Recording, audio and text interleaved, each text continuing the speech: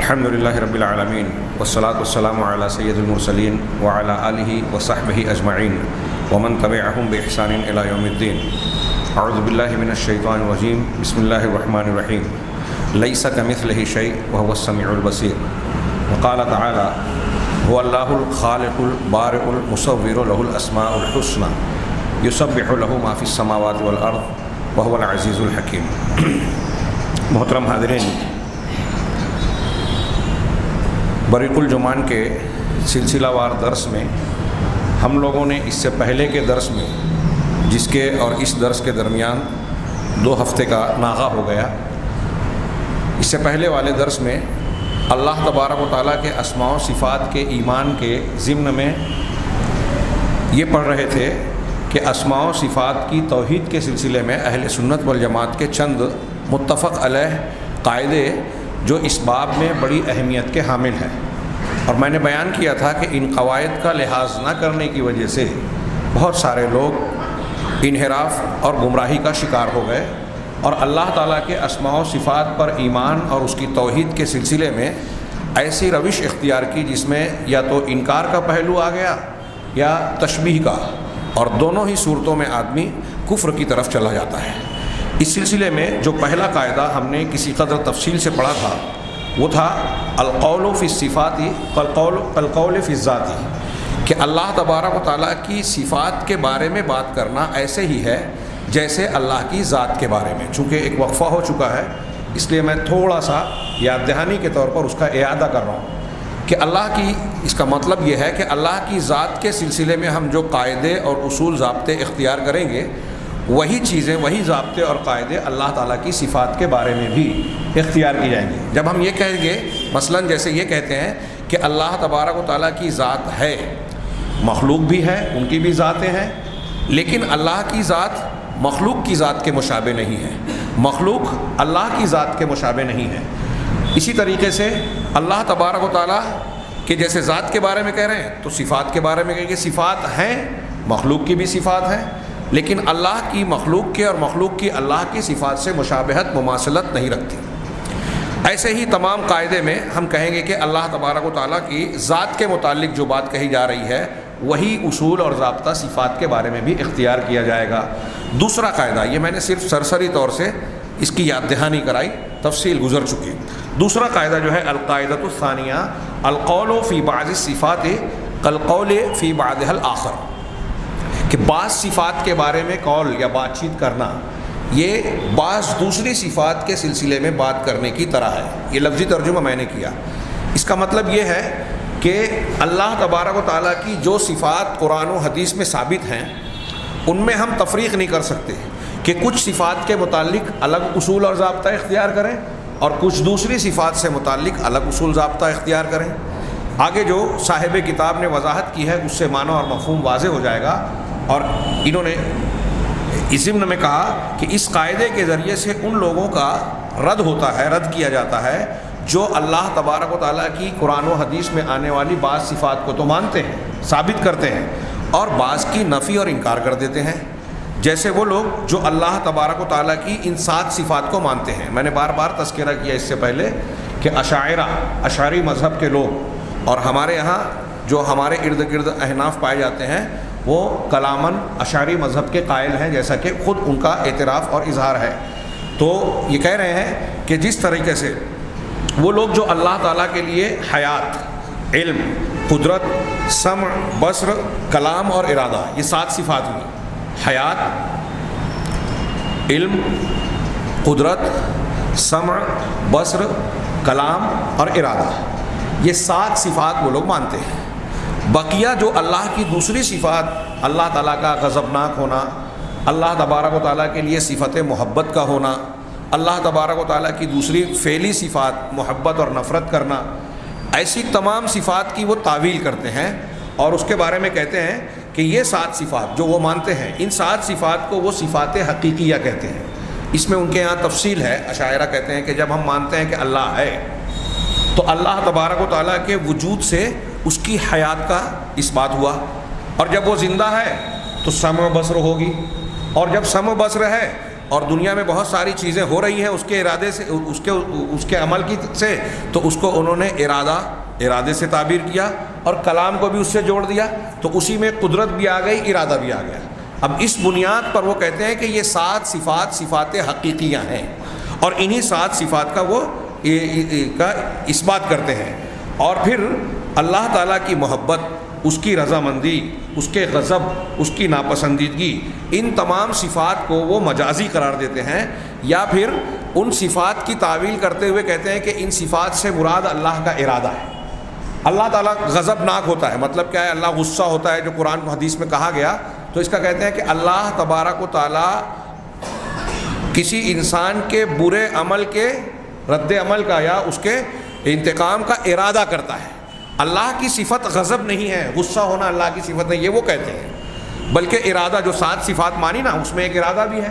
تو اب میں ارادہ جب کہا، انہوں نے تو غضب کی صفت کی تعویل کرتے ہوئے کہتے ہیں کہ قرآن میں جہاں کہا گیا کہ اللہ غضبناک ہوتا ہے، تو اللہ تعالیٰ غضبناک نہیں ہوتا، بلکہ غضب کا جو نتیجہ ہے کہ کسی کے اوپر ناراضگی کے نتیجے میں اس کی برائی کی سزا دینا، تو اس سزا کا اور انتقام کا اللہ ارادہ کرنا ہے، اس کو غضب کہا گیا ہے۔ غضب اللہ کی صفت نے، گویا انہوں نے قرآن میں وارد اللہ کی صفت غضب کا انکار کیا، تعویل کی۔ یا پھر یہ کہتے ہیں یفسرونہ بالنعم والعقوبات، کہ نعمت اور سزاؤں سے اس کی تفسیر کرتے ہیں، ارادہ کرنا یا پھر اس کا بدلہ دینا، کہ اللہ کسی سے خوش ہوتا ہے تو خوش ہونا اللہ کی صفت نہیں ہے، کیونکہ یہ مخلوقات کی صفت ہے، یہ اشاعرہ کہہ رہے ہیں۔ تو خوش ہوتا ہے، پھر کیا مطلب؟ رضی اللہ عنہم کا مطلب قرآن میں کہا گیا کہ اللہ ان سے راضی ہوا، تو کیا مطلب کہیں گے؟ تو کہا اللہ ان سے راضی ہوا، مطلب ان کے عمل کے بدلے میں اللہ نے ان کو نعمت عطا کی، انعام سے نوازا، ان کو اجر و ثواب دیا۔ تو اجر و ثواب دیا یا اجر و ثواب کا ارادہ کیا۔ اسی طرح برے لوگوں کو برائی کا بدلہ دیا یا برائی کا ارادہ کیا۔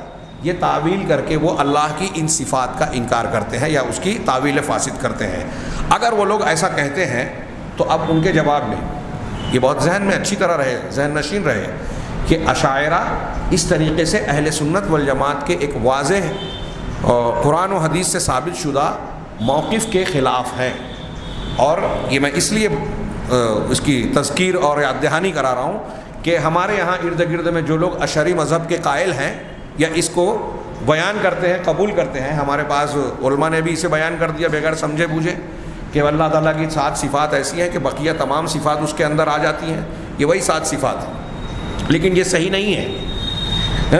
اللہ تبارک و تعالیٰ نے ان 7 صفات کا بھی اس بات کیا اور باقی صفات کا بھی اس بات کیا، تو اہل سنت والجماعت کہتے ہیں کہ یہ اپنے حقیقی معنوں میں ہے، اور جتنی بھی صفات قرآن و حدیث میں آئی ہیں وہ اللہ کے لیے مخصوص ہیں، ان صفات میں اللہ مخلوق کی طرح یا مخلوق اللہ کی طرح نہیں ہے۔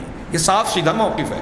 اب اس میں یہ جو تعویل کرتے ہیں کہ بعض صفات کو مان رہے ہیں، بعض کا انکار کر رہے ہیں، اور جن کا انکار کر رہے ہیں ان کی انہی 7 کی طرف پلٹا کر تعویل کرتے ہیں، تو ان سے محاکمے کی مختلف شکل بیان کی۔ تھوڑا سا علمی انداز ہے، لیکن میں چاہوں گا کہ جو لوگ سن رہے ہیں وہ بغور اپنے ذہن و دماغ کے استحضار اور حضور کے ساتھ سنیں تو بات آسانی سے سمجھ میں آ جائے گی۔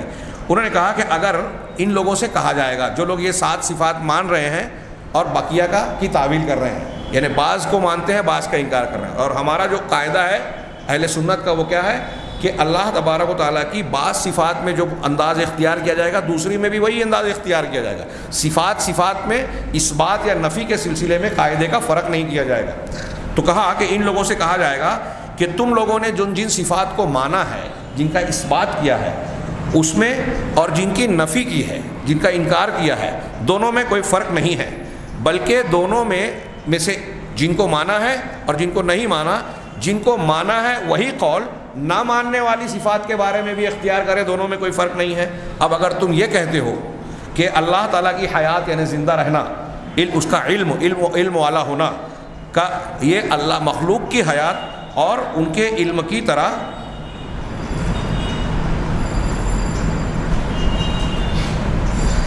مخلوق کے علم کی طرح اور مخلوق کی حیات کی طرح ہے، تو تمہارے لیے یہ لازم ہو کہنا کہ یہ لازم آئے گا کہ تم یہ کہو کہ اللہ تعالیٰ کا راضی ہونا، خوش ہونا اور اللہ تبارک و تعالیٰ کی محبت بھی ایسے ہی ہے۔ اگر تم جن صفات کو مان رہے ہو انہیں مخلوق کی طرح مان رہے ہو، تو جن کو انکار کر رہے ہو ان کو بھی مخلوق کی طرح مانو۔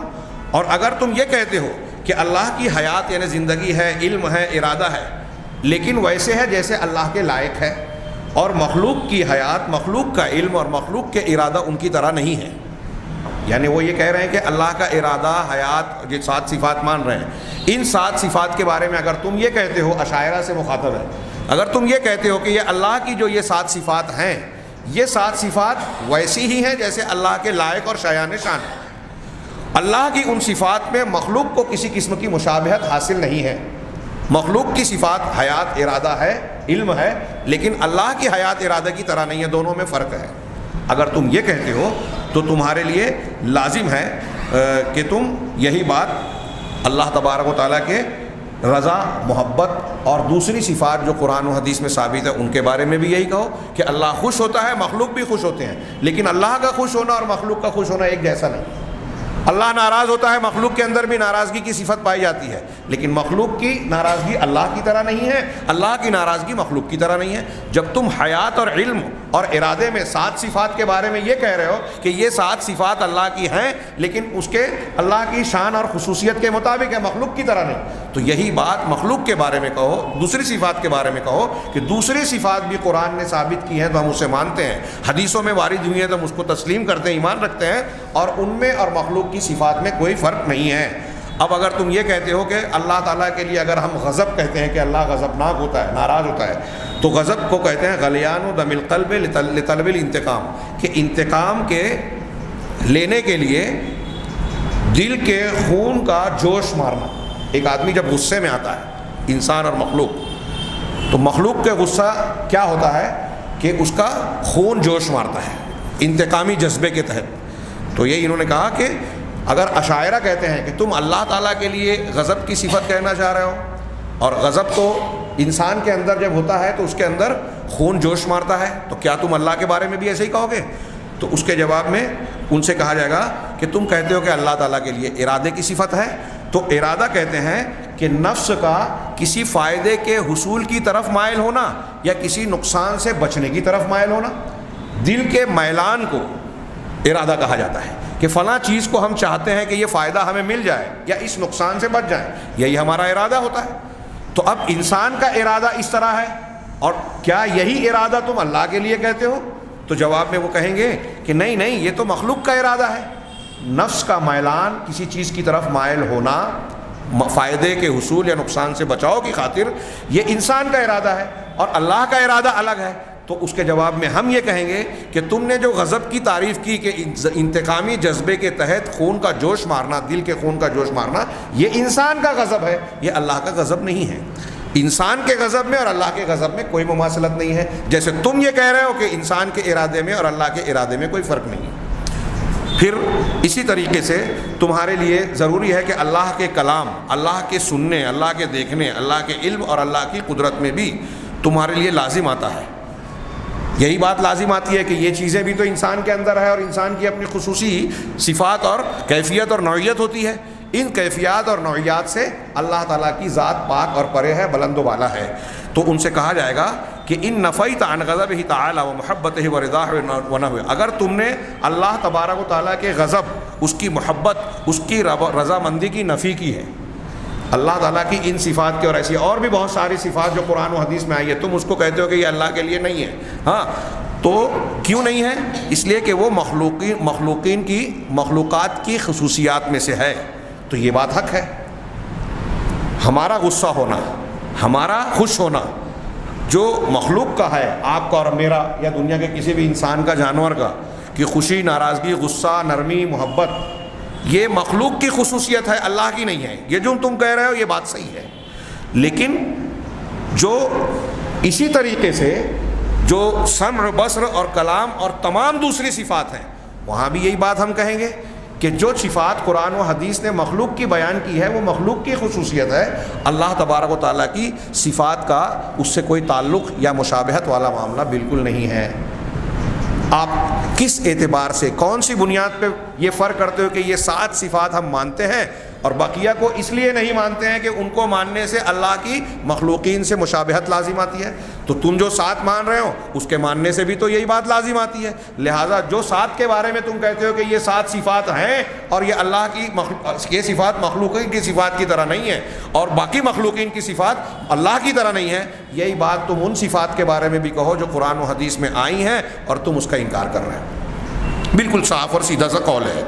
اب کہے کہ اگر تم یہ کہتے ہو کہ انہ لا حقیقت للغضب والمحبت الا ما یختص بالمخلوقین، کہ غضب، محبت اور رضا اور اس جیسی صفات کی کوئی حقیقت نہیں ہے مگر وہی جو مخلوقین کے ساتھ خاص ہے. یعنی یہ کہنا یہ چاہ رہے ہیں کہ تم اللہ تعالیٰ کے لیے غضب اور محبت کی صفت اگر مانتے ہو تو اشاعرہ یہ کہیں گے اگر کہ غضب اور محبت کی صفت وہی ہے جو مخلوق میں پائی جاتی ہے، دوسری کوئی صفت نہیں ہوتی، تو پھر اس کی نفی اس لیے لازم ہے کیونکہ یہ مخلوق کی صفت ہے اور اس کو ہم اللہ کے لیے مانیں گے تو مخلوق سے مشابہت لازم آ جائے گی. تو ان سے کہا جائے گا کہ سننا، دیکھنا، کلام کرنا، علم رکھنا، قدرت رکھنا یہ بھی تو اسی طریقے سے ہے کہ یہ مخلوقین کی صفات ہے. اگر آپ اس کو مخلوق کے ساتھ خاص کر رہے ہو اور اس کے علاوہ اس کا کوئی معنی نہیں ہوتا تو یہی بات ان صفات کے بارے میں بھی کہا جائے گا جو تم مان رہے ہو، لہذا لازم آئے گا کہ تم اس کا بھی انکار کر دو. اب ایک آخری بات انہوں نے اس قاعدے کے تحت جواب دیتے ہوئے کہا کہ یہ جو کچھ صفات کو مان رہے ہیں اور کچھ صفات کا انکار کر رہے ہیں، دونوں صفات میں فرق کر رہے ہیں. تو اس فرق کرنے والے سے یہ کہا جائے گا یعنی اشاعرہ سے کہ جس چیز کی جن صفات کی تم نفی کرتے ہو، ہاں یقال لہ فیما نفاہ، جن چیزوں میں تم نے نفی کی ہے اس بارے میں کہا جائے گا کہ تم اپنے مخالف سے جن چیزوں کو تم ثابت مانتے ہو، جیسے یہ کہہ رہے ہیں کہ اللہ کی حیات ہے، اللہ کا ارادہ ہے، اللہ کی قدرت ہے، علم ہے، سمع و بصر ہے، تو تم اس کو مان رہے ہو. اب جس صفت کو تم مانتے ہو اس کا انکار کرنے والوں سے تم کیسے بحث کرتے ہو؟ معتزلہ جو ہے ایک طبقہ گزرا، وہ ان 7 صفات کا بھی انکار کرتے ہیں. اب اشاعرہ ان کو کیا جواب دیتے ہیں؟ معتزلی کہتے ہیں کہ تم اللہ تعالیٰ کی حیات اور علم مانتے ہو، تم مانتے ہو، یہ ماننے سے لازم آتا ہے کہ اللہ تعالیٰ کو تم مشابہت دے رہے ہو مخلوقین سے.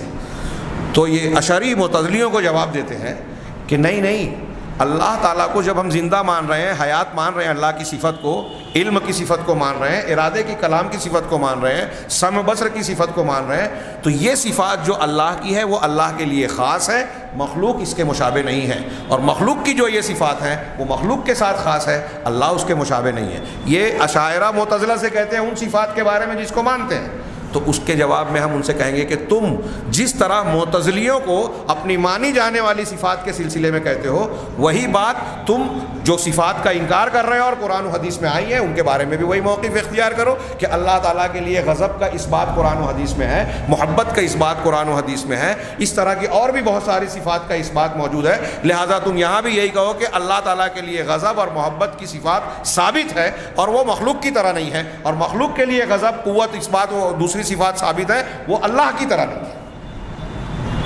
تو تم معتزلہ کو جو جواب دیتے ہو اپنی مانے جانے والی صفات میں، وہی جواب ہم آپ کو دے رہے ہیں ان صفات کے بارے میں جو تم نہیں مانتے ہو. لہذا اس طریقے سے تمام صفات کے سلسلے میں جو تم 7 صفات کے بارے میں جو تم طریقہ اختیار کیے ہو، تمام صفات کے بارے میں وہی طریقہ کار اختیار کر لو تو قرآن و حدیث کے موقف اور اہل سنت کے موافق ہو جاؤ گے. یہ قاعدہ جو بیان کیا گیا اس سے اگلا قاعدہ واضح ہوتا ہے. اگلا قاعدہ کیا ہے؟ تیسرا قاعدہ جو آخری اس کتاب میں بیان کیا ہے کہ الاتفاق فی الاسماء لا یقتضی التساوی فی المسمیات. یہ عربی کی عبارت ہے، عنوان اور ہیڈنگ ہے. انہوں نے کہا کہ ناموں میں اتفاق یہ مسمیات میں اتفاق کا متقاضی نہیں ہے. کیا مطلب اس کا؟ جیسے اگر بالفرض ایک ہی نام، ایک ہی لفظ کا استعمال 2 جگہ 2 لوگوں کے لیے کیا جائے تو نام ایک ہو جانے سے شخصیت ایک نہیں ہوگی، یہ کہنا چاہ رہے ہیں. تو ایسے ہی اللہ تبارک و تعالیٰ کے لیے جو صفات بیان کی گئی اور مخلوق کے لیے جو صفات بیان کی گئی، لفظ کا ایک مشترک ہونا، ایک ہی لفظ اللہ تعالیٰ بھی سنتا ہے، مخلوق بھی سنتے ہیں. اب سننے کا لفظ دونوں جگہ مشترک ہے، دونوں کے لیے ہو رہا ہے، تو اب سننا یا سمیع، اللہ بھی مسمى ہے، اس کا مسمى جس کا نام رکھا جائے، اللہ بھی سمیع کا مسمى ہے، اور انسان آپ اور ہم بھی سمیع کا مسمى ہے. تو ان دونوں مسمّا کے ایک نام ہونے کی وجہ سے ضروری نہیں ہے کہ مسمّا اور معنی بھی ایک ہی ہو. یہ عنوان کا معنی ہے. آگے یہ کہہ رہے ہیں کہ ناموں میں اور صفات میں اشتراک، مشترک ہونا، ایک جیسا ہونا، یہ مسمیات اور موصوف میں اشتراک کو لازم نہیں قرار دیتا. مطلب ایک ہی نام ہونے سے مسمّا جس کا نام رکھا جا رہا ہے وہ بھی ایک ہی معنی رکھے، ایسا لازم نہیں ہے. اس کی یہ بات جو کہی جا رہی ہے اس پر سمع کی بھی دلیل ہے، یعنی قرآن و حدیث کی سمعی دلیلیں بھی ہیں، عقلی دلیلیں بھی ہیں، اور حسی محسوسات کے اعتبار سے بھی دلیلیں ہیں. اب انہوں نے تینوں دلیلوں کو بیان کیا. یہی اس سبق کا یعنی اس قاعدے کی کے اندر پوری بحث ہے. تو کہا اما السمع، رہا سمع یعنی قرآن اور حدیث کی دلیل ہے کہ اللہ تبارک و تعالیٰ کے لیے ایک نام استعمال کیا گیا، ایک صفت استعمال کی گئی، وہی نام اور وہی صفت مخلوق کے لیے بھی استعمال کیا گیا، لیکن دونوں کا معنی میں کوئی مشابہت نہیں ہے، کوئی مماثلت نہیں ہے. یہ قرآن اور حدیث بھی کہتی ہیں. سمعی دلیلیں اس کو کہتے ہیں جو. تو سمعی دلیل کے طور پہ انہوں نے چند دلیلیں دی. 50 دلیلیں پیش کی جا سکتی ہیں، یہاں چند کو نمونے کے طور پر پیش کیا. پہلی دلیل کے طور پہ انہوں نے کہا کہ اللہ تبارک و تعالیٰ اپنی ذات کے بارے میں قرآن مجید میں سورہ نساء میں فرماتا ہے ان اللہ نعم ما یعظکم بہ ان اللہ کان سمیعا بصیرا. اللہ تم کو کیا خوب نصیحت کر رہا ہے، بڑا زبردست اور خوبصورت اور اچھا واعظ کر رہا ہے، اچھی نصیحت کر رہا ہے، اور اللہ تبارک و تعالیٰ سننے والا، دیکھنے والا ہے، ساری آوازوں کو سننے والا ہے. کائنات کی کوئی آواز جو ہم سنتے ہو نہ سنتے ہو، ایک اکٹھا ہو یا الگ الگ ہو، پانی میں ہو کہ آسمان میں، فضاؤں میں ہو کہ کہیں بھی ہو، ساری آوازوں کو سنتا ہے.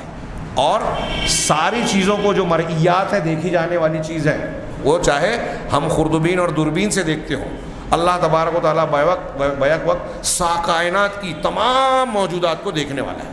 تو اللہ تعالیٰ سننے والا اور دیکھنے والا ہے.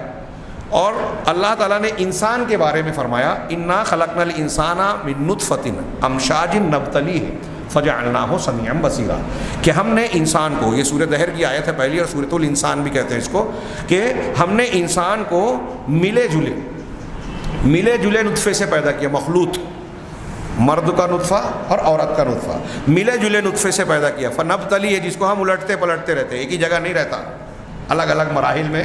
نطفہ ایک ہی جگہ رہے تو خرابی ہو جائے گی، سڑان پیدا ہو جائے گی. یہ اللہ تعالیٰ کی قدرت اور حکمت کا ہے. نبتلیے ہم اسے الٹتے پلٹتے رہتے ہیں. فجعلناہ سمیعا بصیرا، پس ہم نے انسان کو سننے والا، دیکھنے والا بنا دیا.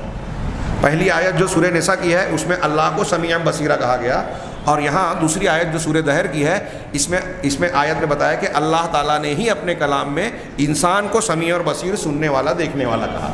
اب سمیع اللہ بھی ہے، انسان بھی ہے، بصیر اللہ بھی ہے، انسان بھی ہے. یہ قرآن کی آیت کہہ رہی ہے. وَنَفَى أَن يَكُونَ السَّمِيعُ كَالسَّمِيعِ، لیکن قرآن ہی نے، یہ قرآن کی دلیل بتا رہے ہیں کہ دونوں ایک جیسا نہیں ہے. اللہ نے نفی کر دی کہ سمیع کی طرح ہو. اللہ جس طرح سننے والا ہے، مخلوق اس طرح سننے والی نہیں ہے. اللہ جس طرح دیکھنے والا ہے، مخلوق اس طرح دیکھنے والی نہیں ہے. سمیع میں فرق ہے، بصیر میں فرق ہے. چنانچہ اللہ تعالیٰ نے فرمایا لیس کمثلہ شیء وہو السمیع البصیر، اللہ کی طرح کوئی بھی چیز نہیں ہے، اس کے مثل کوئی بھی نہیں ہے، کچھ بھی نہیں ہے. وہو السمیع البصیر، اور وہ سننے اور دیکھنے والا ہے. السمیع اور بصیر ہے، یہ قرآن کا اگلا ٹکڑا کہہ رہا ہے اس آیت میں، سورہ شورى آیت نمبر 11. میں نے اس سے پہلے بھی اس کا تذکرہ کیا اور بتایا کہ اسماء و صفات کے پر ایمان یا توحید کے بارے میں اہل سنت والجماعت کا دستور کی حیثیت رکھتی ہے قرآن کی یہ آیت، کہ ایک ٹکڑا کہہ رہا ہے کہ اللہ کے جیسا کوئی نہیں، مشابہت اور مماثلت کی نفی، اور دوسرا ٹکڑا کہہ رہا ہے آیت کا کہ وہ سننے اور دیکھنے والا ہے. سننا اور دیکھنا اللہ اور مخلوق میں لفظی اعتبار سے مشترک ہے، جیسا کہ اوپر آیتوں میں گزرا، اور قرآن کی اور بھی کئی آیتیں ہیں. لفظ دونوں جگہ استعمال ہوتا ہے، لیکن خود قرآن کہہ رہا ہے کہ سمیع بصیر دونوں ایک جیسے نہیں ہیں. لیس کمثلہ شیء، انسان بھی سنتا اور دیکھتا ہے، لیکن اللہ کی طرح دیکھنا اور سننا اس کا نہیں ہو سکتا. اللہ تبارک و تعالیٰ بھی دیکھتا اور سنتا ہے، لیکن انسان کی طرح نہیں ہو سکتا. میں نے مولانا ثناء اللہ امرتسری کا اس سے پہلے پنڈت سے مناظرہ بیان کیا تھا، جنہوں نے ریلوے انجن اور ڈبوں کی مثال دی تھی. آگے وہ عقلی اور حسی دلیلوں میں وہ باتیں آئے گی، اور اللہ کی صفات اور مخلوق کی صفات کے فرق کے سلسلے میں بڑی شاندار دلیلیں ہیں، لیکن انہوں نے یہاں سمعی دلیلوں کا ذکر کیا اور حسی اور عقلی دلیلوں کا آگے تذکرہ کیا، اس کی باتیں کچھ تفصیلات وہاں آئے گی آگے۔ انہوں نے کہا اسی طریقے سے اللہ تعالیٰ نے اپنی ذات کو قرآن میں حی کہا، اللہ لا الہ الا هو الحی القیوم، حی کہا، حلیم کہا، رؤوف کہا، رحیم کہا، ملک کہا، مومن کہا، عزیز، جبار، متکبر۔ ابھی آپ نے آیت سنی درس سے پہلے، ان آیتوں میں سورہ حشر کی ان میں سے اکثر ناموں کا تذکرہ، الملک، القدوس، السلام، المؤمن، المہیمن، العزیز، الجبار، المتکبر۔ اب اللہ تبارک و تعالیٰ نے اپنا نام رکھا کہ وہ ملک ہے، بادشاہ، الملک یہاں کہا۔ قرآن میں دیکھیے سورہ کہف میں، وَكَانَ مِن وَرَائِهِم مَلِكٌ مَلِكٌ يَأْخُذُ كُلَّ سَفِينَةٍ غَصْبًا۔ دنیا کے ایک بادشاہ کو اللہ نے ملک کہا، اللہ بھی ملک ہے، دنیا کے لیے ایک بادشاہ کے لیے بھی ملک کا لفظ استعمال کیا۔ مومن کا لفظ اللہ کا نام ہے اور مومن انسان کے لیے بھی استعمال کیا قرآن میں کئی جگہ پر۔ اسی طریقے سے جو ہے عزیز کا لفظ قرآن میں بھی ہے، حدیثوں میں قرآن میں اللہ کا نام ہے، جگہ جگہ ہے، بار بار آیا ہے، وَكَانَ اللَّهُ عَزِيزًا حَكِيمًا، اور انسانوں کے لیے بھی استعمال ہوا۔ یہاں میں ضمناً ایک بات اور بھی ذکر کر دوں کہ یہ اشتراک عام انسانوں اور اللہ کے درمیان بھی ہے۔ ہمارے یہاں کچھ جو اللہ کے رسول صلی اللہ علیہ وسلم کے سلسلے میں غلو کرتے ہیں، وہ اللہ کے نبی صلی اللہ علیہ وسلم کو اللہ کا جزو یا اللہ کا نور بتانے کے لیے اس طرح کی کچھ دلیلیں دینے کی کوشش کرتے ہیں۔ جیسے سورہ توبہ کی ایک آیت پیش کرتے ہیں کہ لَقَدْ جَاءَكُمْ رَسُولٌ مِّنْ أَنفُسِكُمْ عَزِيزٌ عَلَيْهِ مَا عَنِتُّمْ حَرِيصٌ عَلَيْكُمْ بِالْمُؤْمِنِينَ رَءُوفٌ رَحِيمٌ۔ یہ محمد رسول اللہ صلی اللہ علیہ وسلم کے بارے میں اللہ تعالیٰ نے قرآن میں کہا کہ وہ مومنوں پر رؤوف اور رحیم ہیں، بڑے نرم، مہربان اور رحمت اور شفقت کرنے والے۔ تو رؤوف اور رحیم۔ تو اب ہمارے یہاں یہ غلو کرنے والے جو اللہ کے رسول صلی اللہ علیہ وسلم کے سلسلے میں غلو کر کے اللہ کے رسول کی ذات کو اللہ سے ملا کے شرک کرتے ہیں، شرک جلی، شرک اکبر کرتے ہیں، وہ یہ کہتے ہیں کہ اللہ بھی رؤوف اور رحیم ہے اور رسول اللہ صلی اللہ علیہ وسلم بھی رؤوف اور رحیم ہے۔ اگر وہ یہ کہتے ہیں اور اس بنیاد پر یہ کہتے ہیں کہ اللہ میں اور رسول میں فرق نہیں ہے، نعوذ باللہ، تو انہیں پہلی والی جو میں نے مثالیں دی یا کہ صاحب کتاب نے نصاب دی، یہ کہنا چاہیے کہ اللہ بھی سمیع اور بصیر ہے اور ہر انسان سمیع و بصیر ہے۔ ہر انسان میں خواص اور رسول ہی نہیں، عام آدمی بھی، عام صالحین بھی، یہاں تک کہ فرعون، نمرود، کفار و مشرکین بھی سمیع اور بصیر ہے، سب دیکھنے اور سننے والے۔ تو کیا سب اللہ ہے؟ نعوذ باللہ، ان میں اور اللہ میں فرق نہیں ہے۔ ایک طبقہ ایسا ہے ہمارے ہاں جو صوفیہ ہیں، وہ حلول اور اتحاد کا عقیدہ رکھتے ہیں، متحد ہونا، مخلوق اور خالق کا متحد ہو جانا۔ یہ کہتے ہیں کہ انسان کے اندر اللہ تعالیٰ حلول کر جاتا ہے، اور وہ نہ صرف راہبوں اور صوفیوں میں مانتے ہیں بلکہ جوگیوں میں اور سناسیوں میں بھی مانتے ہیں۔ جیسے ہمارے یہاں ہندو لوگ کہتے ہیں کہ ہر چیز میں اللہ ہے، آپ کے اندر ہے، میرے اندر ہے، فلاں کے اندر ہے، سب دھرم سچے ہیں۔ یہ وہی فلسفہ ہے ہم اوست کا کہ ہر جگہ اللہ ہی اللہ ہے۔ یہ انتہائی، میں نے اس سے پہلے بھی تذکرہ کیا کہ یہ انتہائی باطل عقیدہ ہے، اور کفر اور شرک کے معاملے میں دنیا کا سب سے بڑا کفر کہنا چاہیے، دنیا کا سب سے بڑا شرک کہنا چاہیے۔ اگر ایک چیز کو ہم اللہ کے مشابہ قرار دے رہے ہیں کائنات اور مخلوقات میں سے، تو یہ شرک ہے۔ یہ وحدت الوجود کا، حلول اور اتحاد کا عقیدہ تو کائنات کی ہر چیز کو اللہ کا جز بنا دے رہا ہے، کتنا بڑا شرک ہوگا۔ حضرت عیسیٰ علیہ السلام کے بارے میں عیسائیوں نے صرف یہ کہا کہ اللہ تبارک و تعالیٰ نے اس میں عالم ناسوت سے لاہوت میں ان کو داخل کر دیا، اپنی ذات کو حلول کیا۔ عیسائیوں میں بھی جب اللہ کا بیٹا نعوذ باللہ حضرت عیسیٰ کو کہتے ہیں نا، تو اس کی تعویل الگ الگ کرتے ہیں، ان کے فرقوں میں الگ الگ تعویل ہے۔ کچھ لوگ یہ کہتے ہیں کہ انسان، یہ بھی کہتے ہیں بعض عیسائی نصارہ کے بعض فرقے کہ حضرت عیسیٰ پہلے انسان ہی تھے، لیکن اللہ تبارک و تعالیٰ نے اپنی لاہوتی عنصر کو ان کے اندر القاء کر دیا، جس سے وہ اللہ کے بیٹے بن گئے۔ یہ ایک تعویل بتا رہا ہوں، اور بھی کئی ایک تعویلات کی۔ تو ایسا ایک حضرت عیسیٰ کے بارے میں کہنے پر اللہ تعالیٰ نے قرآن میں کہا لَقَدْ كَفَرَ الَّذِينَ قَالُوا إِنَّ اللَّهَ ثَالِثُ ثَلَاثَةٍ۔ ان لوگوں نے کفر کیا جو یہ کہتے ہیں کہ اللہ تین میں کا تیسرا ہے۔ صرف حضرت عیسیٰ کے اندر حلول ماننے سے کہ اللہ ان کے اندر آ گیا، اللہ تعالیٰ نے ان کو کافر کہا، تو بتائیے یہ ہمارے حلولی اور وحدت الوجودی عقیدہ رکھنے والے لوگ، وہ چاہے صوفیہ ہوں یا کوئی اور، ان کے بارے میں قرآن و حدیث کی روشنی میں کیا فیصلہ ہونا چاہیے؟ ظاہر سی بات ہے کہ یہ، جیسا کہ علامہ ابن ابی العز حنفی رحمہ اللہ اپنی کتاب شرح العقیدۃ الطحاویہ میں کہتے ہیں کہ حلول اور اتحاد کا یہ عقیدہ کیا ہے؟ اقبح من کفر النصارى، یہ نصارہ کے کفر سے بھی زیادہ قبیح اور برا ہے، اتنا بڑا کفر ہے۔ اور یہ جو غلطی ہو رہی ہے ہمارے یہاں بعض بریلویوں یا صوفیوں سے، جو اللہ تبارک و تعالیٰ نے قرآن میں رسول اللہ صلی اللہ علیہ وسلم کو رؤوف الرحیم کہا، یا بعض ایسے الفاظ استعمال کیے جو اللہ کے لیے بھی استعمال کیے، تو وہ ان صفات کے معنی کے فرق کا اہل سنت والجماعت کے اس قاعدے کا لحاظ نہیں رکھا انہوں نے، بلکہ انہوں نے اسم نام میں اشتراک کو مسمى اور موصوف میں بھی مشترک قرار دے دیا کہ اللہ رؤوف ہے، محمد رسول اللہ رؤوف ہے، تو دونوں رؤوف ایک ہیں۔ یہ انتہائی باطل بات ہے، جیسا کہ ہم قاعدہ پڑھ رہے ہیں کہ ناموں کے اشتراک سے مسمى کے اشتراک لازم نہیں آتا۔ نام ایک ہے لیکن مسمى اور صفت دونوں میں زمین و آسمان کا فرق ہے، اور ایسا ہم عقلی اور حسی طور پہ بھی مانتے ہیں، آگے اس کا تذکرہ آئے گا۔ تو میں یہاں یہ کہہ رہا تھا کہ اللہ تبارک و تعالیٰ نے، یہ صاحب کتاب نے کہا کہ اپنی ذات کا نام حی، رؤوف، متکبر، مومن، عزیز، جبار اور متکبر جیسے ناموں کو قرآن میں ذکر کیا، اسی طریقے سے اپنے بعض بندوں کو بھی اللہ تعالیٰ نے یہ نام دے کر پکارا قرآن میں۔ حضرت اسماعیل علیہ السلام کو جو حضرت ابراہیم کو دیا تو ان کے لیے کہا کہ ہم نے ان کو حلیم بیٹا دیا۔ دیکھیے اللہ کا نام حلیم قرآن میں کئی جگہ، اور حضرت اسماعیل کو بھی حلیم کہا اور بعض دوسرے انسانوں کو بھی حلیم کہا۔ لیکن حی بھی یخرج الحی من المیت و یخرج المیت من الحی، قرآن میں کہا کہ اللہ مردے سے زندے کو نکالتا ہے، زندے سے مردے کو، مرغی سے انڈا نکلتا ہے، مرغی زندہ ہے، انڈا مردہ ہے نکل رہا ہے، اور انڈا مردہ ہے، اس مردے سے زندے کو یعنی بچے کو نکال رہا ہے، زندہ بچے کو۔ تو یہ مخلوق کو حی کہا، مخلوق کو اللہ تبارک و تعالیٰ نے حی کی صفت سے متصف کیا، اور اللہ کا نام بھی الحی ہے، تو کیا دونوں ایک جیسے ہیں؟ نہیں۔ وہی کہا کہ اللہ نے یہ بھی بیان کیا کہ حی کی طرح نہیں ہے، خالق کی طرح نہیں ہے، اور خالق حی، اللہ خالق جو حی ہے اور مخلوق جو حی ہے، دونوں حی یا دونوں زندہ ایک جیسے نہیں ہیں، دونوں میں بہت فرق ہے۔ کیا فرق ہے؟ میں تھوڑا سا دو جملہ یہاں یہ کر دوں۔ جیسے ہم کہتے ہیں کہ ہم بھی زندہ ہیں، اللہ بھی زندہ ہے، تو آپ خود غور کیجئے، ابھی وہ عقلی دلیلوں میں بات آئے گی کہ کیا ہمارا زندہ رہنا اللہ کا زندہ رہنا ایک جیسا ہے؟ ہماری زندگی کامل ہے۔ زندگی کسے کہتے ہیں؟ زندگی کے تمام اوصاف کا بحال رہنا۔ آپ ابھی سن رہے ہیں، میں نے اس سے پہلے بھی بیان کیا، دیکھ رہے ہیں، حرکت و عمل کر رہے ہیں، تو کہیں گے کہ یہ زندہ ہے۔ سو جاتے ہیں تو کہتے ہیں کہ آدھی موت ہو گئی۔ ایک آدمی بستر پہ پڑا ہے، حرکت نہیں کر پاتا، بات نہیں کر پاتا، تو کہتے ہیں کہ زندہ لاش ہے۔ کیوں؟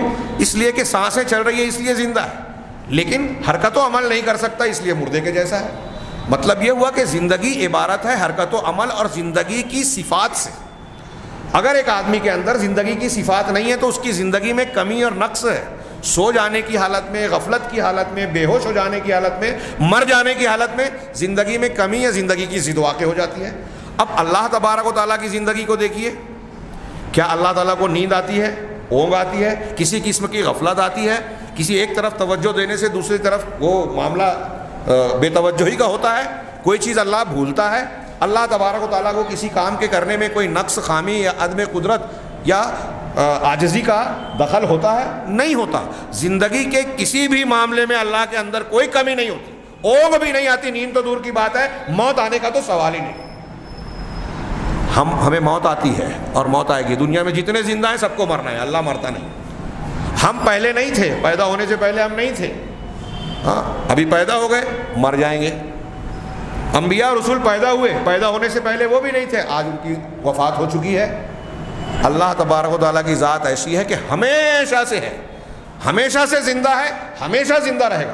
ماضی میں بھی کبھی موت نہیں آئی، مستقبل میں بھی نہیں آئے گی۔ ماضی میں بھی کبھی نیند اور اونگ نہیں آئی، مستقبل میں بھی کبھی نہیں۔ ایک لمحے کے لیے اللہ تبارک و تعالیٰ کو غفلت، اونگ نہیں آ سکتی، یہ اس کی زندگی کا کمال ہے۔ تو اب اللہ کا زندہ رہنا اور مخلوق کا زندہ رہنا کوئی ایک جیسا ہو سکتا ہے؟ یہ میں نے کچھ باتیں کہی، ابھی آپ اور گہرائی میں جائیں تو آپ کو اور فرق واضح ہوتا چلا جائے گا۔ ایسے ہی آپ علیم ہونے میں، دیکھنے اور سننے میں، دیکھنا آپ بھی دیکھ رہے ہیں، میں بھی دیکھ رہا ہوں، لیکن کیا ہمارا دیکھنا کامل دیکھنا ہے؟ اس دیوار کے پیچھے ہم نہیں دیکھ سکتے، میں ادھر دیکھتا ہوں تو ادھر نہیں دیکھ سکتا، کچھ فاصلے تک مجھے نظر آ رہا ہے، اس کے بعد نظر نہیں آ رہا ہے۔ ہم تھوڑی سی اونچائی پہ کھڑے ہوتے ہیں تو نیچے کی چیز کی جسامت ہمیں کم نظر آنے لگتی ہے۔ ایسا کتنا فرق ہے؟ ایک چیز دور سے دیکھتے ہیں کہ بھینس ہم کو لگتی ہے آ رہی ہے، لیکن تھوڑی دیر غور سے دیکھو تو پتہ چلتا نہیں کہ جا رہی ہے۔ پانی چمکتا نظر آ رہا ہے، وہاں پہنچے تو پتہ چلا کہ پانی نہیں ہے بلکہ دھوپ چمک رہی تھی جس کو ہم سراب کہتے ہیں۔ ہمیں ایک پردے کی آڑ، ہمارے اپنے جسم کے اندر کی جو چیزیں ہیں، ہم اپنا جسم دیکھ رہے ہیں، یہ ہاتھ دیکھ رہے ہیں، لیکن اس کھال اور چمڑی کے پیچھے جو نسیں ہیں، اندر جو خون گردش کر رہا ہے، ہمیں نظر نہیں آ رہا ہے، اس کی کیا کیفیت ہے ہمیں معلوم نہیں ہے۔ ایک پرت کے نیچے اللہ تبارک و تعالیٰ کا دیکھنا کیسے ہے؟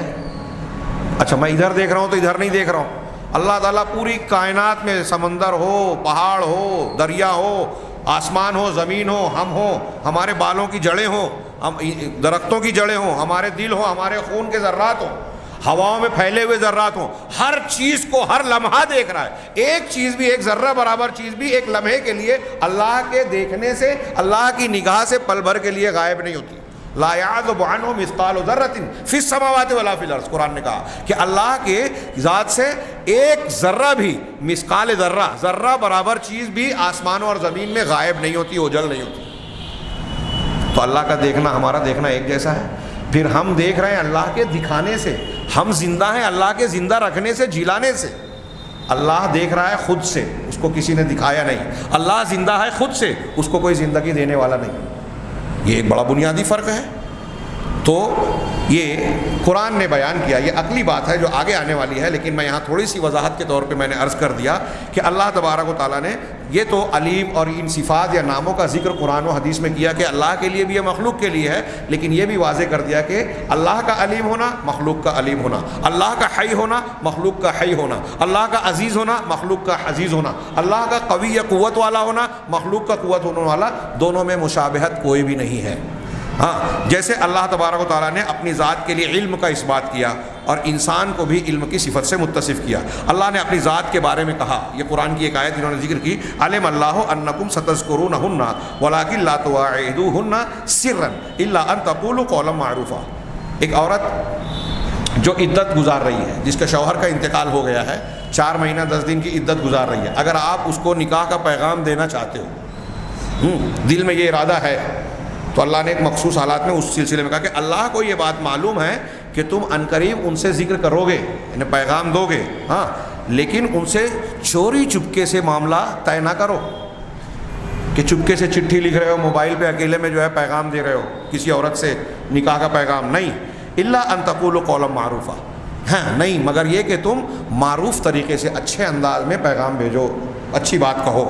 ولا تعزموا عقدۃ النکاح حتی یبلغ الکتاب اجلہ، عدت کی مدت میں اگر کسی عورت کو پیغام دے رہے ہیں تو واضح طور سے نہیں کہنا ہے، اشارے میں کہنا ہے، ہاں، لیکن آگے کیا کہا اللہ نے کہ تم نکاح کا کے بندھن کا بھرپور ارادہ نہ کرو یہاں تک کہ عدت پوری ہو جائے۔ عدت پوری ہونے سے پہلے نکاح کو بالکل طے مت کر لو یا نکاح نہ کر لو، بلکہ عدت کے گزرنے کے بعد یہ معلوم ہوگا۔ اگلا آخری جملہ ہے، شروع میں بھی کہا کہ اللہ کو معلوم ہے، اور آخر میں بھی اللہ کیا کہہ رہا ہے، وَاعْلَمُوا أَنَّ اللَّهَ يَعْلَمُ مَا فِي أَنفُسِكُمْ فَاحْذَرُوهُ، اور یہ جان رکھو، یہ تم کو اچھی طرح معلوم ہونا چاہیے کہ اللہ تعالیٰ تمہارے نفسوں کی باتوں کو، تمہارے دل کی باتوں کو، تمہارے دل کے بھید کو جانتا ہے، فَاحْذَرُوهُ، لہٰذا تم اللہ سے ڈرتے رہو، چوکنا رہو۔ ہمارے یہاں لوگ گناہ کا کام کرتے ہیں، چوری چھپے کوئی کام کرتے ہیں، جیسے آج کل موبائل پہ ہو رہا ہے یا کسی اور ذرائع سے، یا جھوٹ بولتا ہے ایک آدمی۔ اب تو لوگ اتنے ڈھیٹ ہو گئے ہیں، اتنے اللہ سے بے خوف ہو گئے ہیں کہ ایسا لگتا ہے کہ انہیں محسوس ہوتا ہے اللہ تبارک تعالیٰ نہیں دیکھ رہا ہے۔ ایک چیز جو مجلس میں ہوئی ہے وہ دوسری مجلس میں بیان کرتے ہیں جھوٹے انداز میں، جبکہ وہاں بہت سارے گواہ موجود تھے کہ جب انہیں پتہ چلے گا اس جھوٹ کا تو وہ خود کہیں گے کہ یہ جھوٹا ہے۔ پھر بھی ہمارے یہاں دین کے نام پہ کام کرنے والے جماعتوں کے ذمہ دار جھوٹ بولتے ہیں۔ اللہ کہہ رہا ہے کہ تم کو یہ معلوم ہونا چاہیے کہ اللہ تمہاری ہر بات کو، دل کے بھید کو بھی جانتا ہے، لہٰذا تم کو ڈرنا چاہیے اللہ سے۔ کیا اللہ کا یہ ڈر ہے؟ یہاں ہمارے محل استشہاد یہ ہے کہ اللہ تبارک و تعالیٰ نے یہ بیان کیا ہے کہ اللہ تبارک و تعالیٰ علم رکھتا ہے، علم رکھتا ہے، ہمارے دلوں کی باتوں کو بھی جانتا ہے۔ اب قرآن نے انسان کے بارے میں کہا، فَإِنْ عَلِمْتُمُوهُنَّ مُؤْمِنَاتٍ، جو عورتیں اس زمانے میں، سورہ ممتحنہ کی آیتیں ہیں، کچھ عورتیں ایسی تھیں جو کفار کے بیچ سے مسلمان ہو کے مسلمانوں کے پاس آئیں، اس میں سے بعض مشکوک بھی ہوتی تھی، تو اللہ تبارک و تعالیٰ نے ان کے امتحان لینے کا، سورہ ممتحنہ کا مطلب ہی تو امتحان لینے والا، ہاں، جن کا امتحان لیا جا رہا ہے، تو ان کا امتحان لو کہ ان سے عہد و پیمان لو کہ تم جو ایمان لائی ہو سچے دل سے لائی ہو کیا، اور پھر ان سے بیعت لو۔ تو اس ضمن میں اللہ تبارک و تعالیٰ نے آگے فرمایا فَإِنْ عَلِمْتُمُوهُنَّ مُؤْمِنَاتٍ، اگر تم ان عورتوں کو ایمان والی جان جاؤ، یعنی تمہیں یقین ہو جائے کہ یہ مومن ہے، پکی مسلمان ہو چکی ہیں، فَلَا تَرْجِعُوهُنَّ إِلَى الْكُفَّارِ، تو ایسی عورتوں کو تم کفار کی طرف واپس نہ لوٹاؤ۔ وہ اسلام لے کے قبول کر کے آ گئی ہیں تو تم ان کو واپس نہ پلٹاؤ کہ نہیں تم واپس اپنے گھر جاؤ، کافروں کے حوالے واپس نہ کرو۔ لَا هُنَّ حِلٌّ لَهُمْ وَلَا هُمْ يَحِلُّونَ لَهُنَّ، کیوں نہ لوٹاؤ؟ اس لیے کہ یہ مومن عورتیں ان کافروں کے لیے حلال نہیں ہیں۔ آج جو مسلمان عورتیں کافروں سے نکاح کر رہی ہیں وہی آیت ان کو پڑھایا جائے، قرآن کہہ رہا ہے، اللہ فرما رہا ہے کہ یہ عورتیں ان کافروں کے لیے حلال نہیں ہیں، وَلَا هُمْ يَحِلُّونَ لَهُنَّ، اور نہ ہی وہ کافر مرد ان مسلمان عورتوں کے لیے حلال ہیں۔ ہاں اب یہاں اللہ تبارک و تعالیٰ نے انسانوں کے لیے کہا فَإِنْ عَلِمْتُمُوهُنَّ، اگر تم کو یہ بات معلوم ہو جائے، تمہارے علم میں آ جائے، مطلب انسان کے لیے بھی علم کی صفت کا اس بات قرآن نے کیا۔ اب یہاں آگے وضاحت کر رہے ہیں لیکن انسان کا علم اللہ کے علم کی طرح نہیں ہے، اس لیے کہ اللہ تبارک و تعالیٰ نے خود قرآن میں کہا، یہ نقلی اور سمعی دلیل دے رہے ہیں کہ قرآن یہ کہہ رہا ہے کہ ایک صفت جو اللہ کے لیے بھی ہے انسان کے لیے بھی ہے، لیکن دونوں صفتیں ایک جیسی نہیں ہیں، کیونکہ قرآن آگے کہہ رہا ہے، ایک آیت میں اللہ نے کہا وَسِعَ كُلَّ شَيْءٍ عِلْمًا، اللہ کا علم کیسا ہے؟ یہ قرآن کہہ رہا ہے کہ اللہ کے علم نے ہر چیز کو گھیر رکھا ہے، اللہ تعالیٰ نے ہر چیز کو گھیر رکھا ہے علم کے اعتبار سے، یہ لفظی ترجمہ ہوگا۔ تو اللہ کے علم نے کائنات کی ہر چیز کو گھیرا ہے، اور ہمارا اور آپ کا علم ایک چیز کو بھی نہیں گھیرتا، ایک چیز کو بھی۔ آپ اپنے آپ کو جتنا پہچانتے ہیں اللہ اس سے زیادہ جانتا ہے۔ ہم اپنے آپ کو پورا جانتے ہیں کیا؟ اپنے جسم کے اندر نہیں دیکھ سکتے، اپنے ذہن و دماغ کو پورا نہیں پڑھ سکتے، اپنے آپ کو نہیں جانتے ہم پورا، تو اپنی بیوی کو، اپنے بچے کو، اپنے فلاں اور فلاں کو، اور پھر کائنات کی بے شمار مخلوقات کو، انسان اور انسان کے علاوہ جو کس کو ہم پورا جانتے ہیں؟ کسی ایک چیز کو بھی ہم پورے طریقے سے نہیں جانتے۔ میں اردو زبان بول رہا ہوں اور آپ جہاں جتنے بیٹھے ہیں ہم لوگ کہیں گے کہ ہم اردو زبان جانتے ہیں، میں نے کئی مرتبہ کہا ہے، کیا آپ اور ہم یا میں یا کوئی بھی، یہاں تک کہ کوئی اردو زبان کا ادیب و شاعر بلا لیا جائے، مرزا غالب اور علامہ اقبال کے لیول کا ہی کیوں نہ ہو، کیا وہ یہ کہہ سکتا ہے کہ اردو زبان کے تمام الفاظ وہ جانتا ہے؟ تمام الفاظ کے تمام معانی کو جانتا ہے؟ صرف الفاظ اور معانی کی بات کر رہا ہوں، محاورے، ضرب الامثال اور بہت ساری دوسری چیزیں الگ ہیں، بلاغت کے اصول اور گرامر کے قواعد سب الگ ہیں۔ کیا صرف ایک زبان جس کو ہم کہتے ہیں کہ ہم اس زبان کو جانتے ہیں، اس ایک زبان کے بارے میں پورا علم رکھتے ہیں کیا؟ نہیں رکھتے، بلکہ جو جانتے ہیں وہ بہت کم ہے، جو نہیں جانتے وہ زیادہ ہے، سمندر ہے۔ تو ایک چیز کے بارے میں ہمارا علم کامل نہیں ہے، پھر بھی ہم علم والے ہیں، علم کی صفت ہمارے لیے ہے، قرآن نے کہا۔ اور اللہ تبارک و تعالیٰ علم والا ہے۔ اللہ تعالیٰ کا علم کیسے ہے؟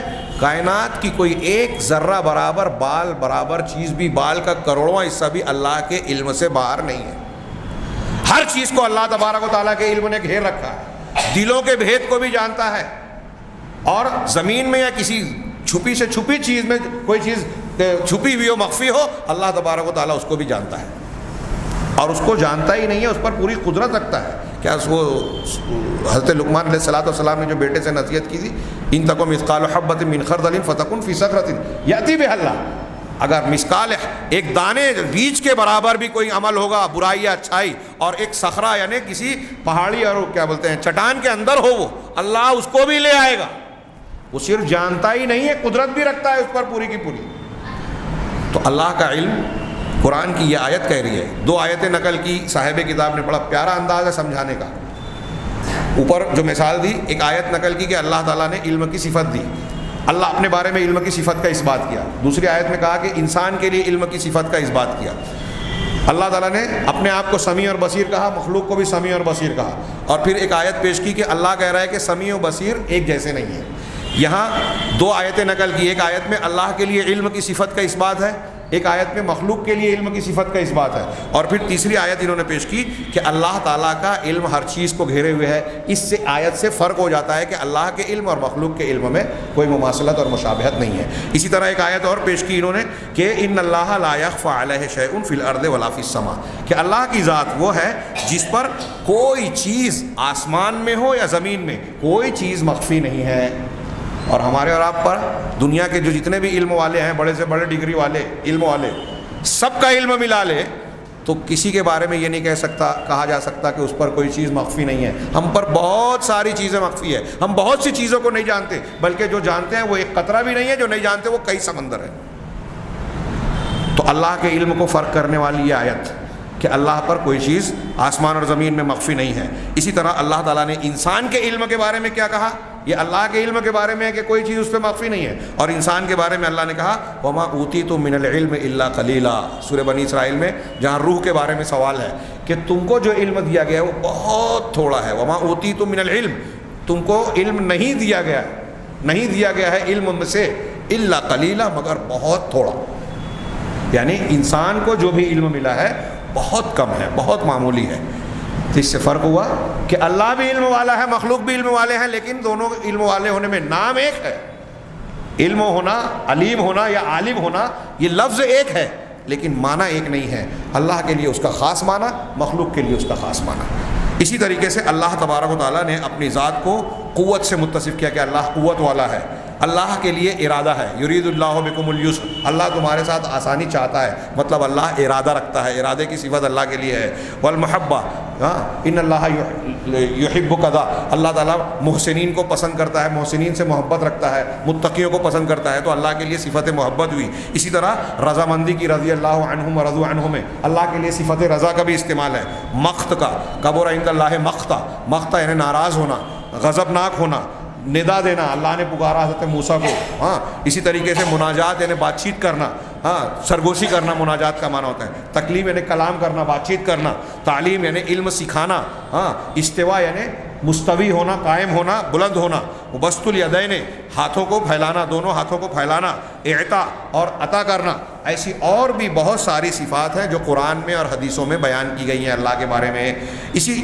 ان صفات کو جو اللہ نے بیان کیا ہے، اپنی مخلوق میں سے بھی ان میں سے کئی صفات کا تذکرہ کیا ہے اور بتایا ہے کہ مخلوق کے لیے بھی قوت ہوتی ہے، مخلوق بھی ارادہ رکھتا ہے، مخلوق کے اندر بھی محبت کی صفت ہے۔ ان صفات میں سے خوش ہونا، ناراض ہونا، ایسی کوئی صفات، بات چیت کرنا مخلوق کے اندر بھی ہے۔ لیکن ایک بات بتا دی کہ اللہ کی قوت اور مخلوق کی قوت ایک جیسی نہیں ہے۔ اللہ کی قوت اور مخلوق کی قوت میں کوئی مشابہت نہیں ہے۔ اللہ کا ارادہ مخلوق کی ارادے کی طرح نہیں ہے، ارادہ ارادے کی طرح نہیں ہے، محبت کی طرح نہیں ہے، رضامندی کی طرح نہیں ہے۔ ایسے ہی تمام صفات کا معاملہ ہے کہ جو صفات اللہ کے لیے ہے اور جو مخلوق کے لیے، دونوں میں زمین و آسمان کا فرق ہے۔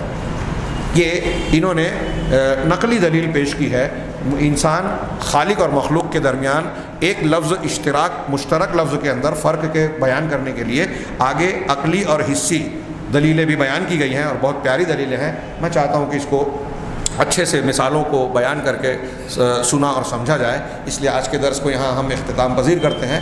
اور اسی بحث کے ساتھ میں اللہ تبارک و تعالیٰ کے اسماء و صفات پر ایمان کی بحث بھی ہماری کتاب میں ختم ہو جاتی ہے، لیکن اس کے بعض ضروری یا مفید نکات یا اسماء و صفات پر ایمان لانے کے کیا فائدے ہوتے ہیں، اس کے ہماری زندگی پر کیا اثرات ہوتے ہیں، ایسے چند نکات انشاءاللہ میں اگلے درس میں بیان کروں گا۔ اللہ تبارک و تعالیٰ سے دعا ہے کہ وہ ہمیں صحیح ایمان کو سیکھنے، سمجھنے اور اسے اختیار کرنے کی توفیق عطا فرمائے، اور اس کی برکت سے ہمیں دنیا اور آخرت میں کامیابی اور سعادت سے نوازے۔ وآخر دعوانا الحمدللہ رب العالمین۔